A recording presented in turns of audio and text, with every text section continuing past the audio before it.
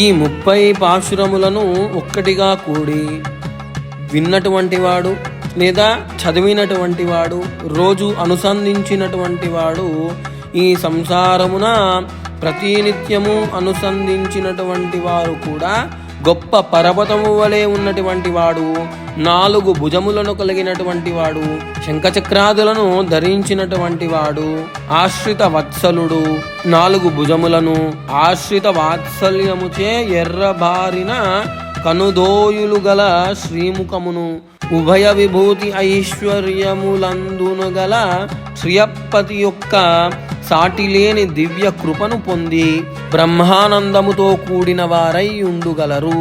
శ్రీ గోదారంగనాథుల అవ్యాజ కృపాచే ఈ తిరుప్పావై ద్రావిడ దివ్య ప్రబంధమును తెలుగున శ్రీ సూక్తమాలికగా ప్రవహింపజేసిన పాడుకున్న వారి దివ్య వాత్సల్యమునకు ఈ దాసుడు రంగనాథుడు ఆజన్మాంతము వరకు కూడా కృతజ్ఞతలు ఘటిస్తున్నాడు.